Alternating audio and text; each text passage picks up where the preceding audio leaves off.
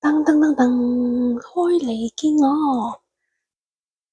今晚食乜餸？咁啊有呢個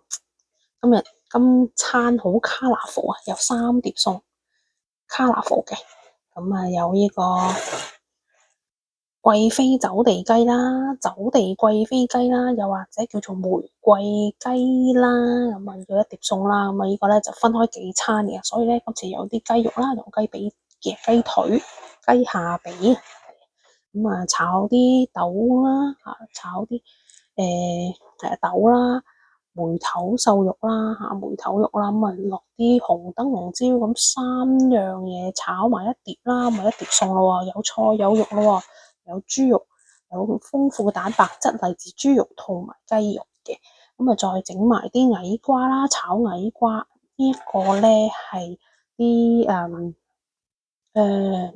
咩醬啦，我唔記得咗嗰啲咩醬啊，即係已經係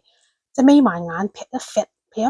劈醬落去炒嗰啲啦吓，咁啊磨豉醬係啦，磨豉醬咁啊落葱啦，落啲即係炒呢個矮瓜啦吓，咁就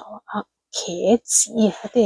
有啲人係叫做茄子啦吓，咁啊即係廣東人叫做矮瓜啦，咁啊就紫色嘅矮瓜。咁啊，有落啲葱花落葱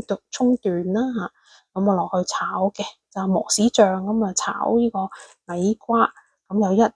2、3係啦，1、2、3碟餸咁樣叮熱佢，咁就食得啦，方便快捷好味，